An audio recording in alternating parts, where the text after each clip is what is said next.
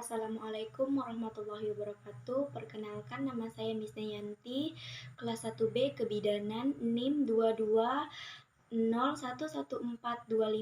Di sini saya akan membacakan ringkasan materi tentang kewarganegaraan. Di sini ada good governance, adalah suatu penyelenggaraan manajemen pembangunan yang solid dan bertanggung jawab yang sejalan dengan prinsip demokrasi dan pasar yang efisien.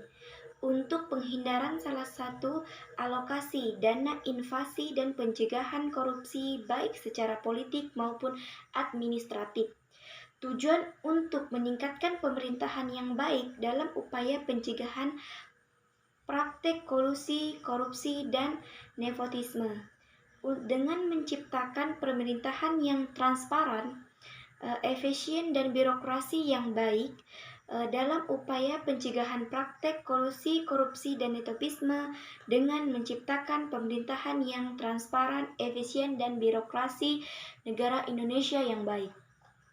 Menurut Komite Nasional Kebijakan Corporate Good Governance 2006 mengatakan bahwa pemerintahan Indonesia saat ini sedang bekerja keras untuk dalam melaksanakan good governance demi mewujudkan pemerintahan yang berwibawa dan bersih.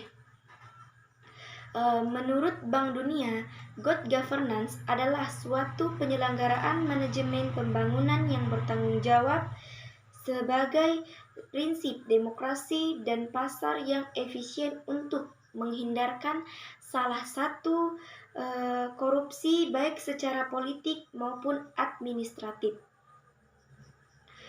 Untuk penghindaran alokasi dana invasi dan pencegahan korupsi baik secara politik maupun administratif, manajemen disiplin anggaran serta penciptaan legal dan politik framework bagi tumbuhnya aktivitas usaha.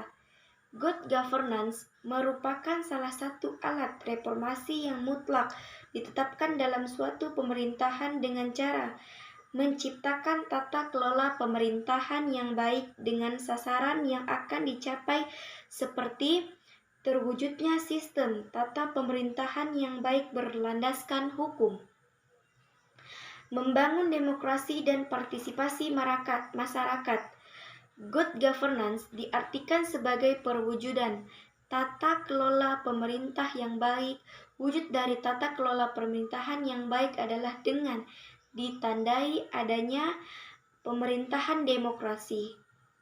Pemerintahan yang demokratis merupakan pemerintahan yang bersifat terbuka terhadap kritik dan kontrol sepenuhnya ada pada rakyat.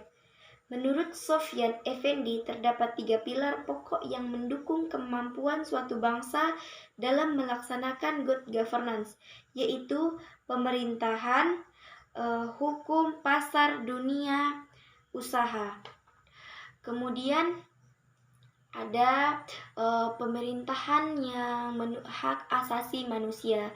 Hak asasi manusia adalah di mana setiap manusia warga negara Indonesia berhak mengeluarkan pendapat tanpa melibatkan masyarakat itu miskin maupun kaya, karena demokrasi dilandasi dari Pancasila dan hukum menurut Undang-Undang Dasar 1945.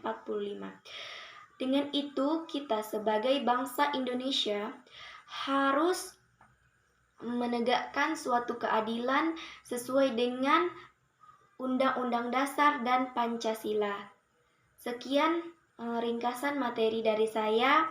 Wassalamualaikum warahmatullahi wabarakatuh.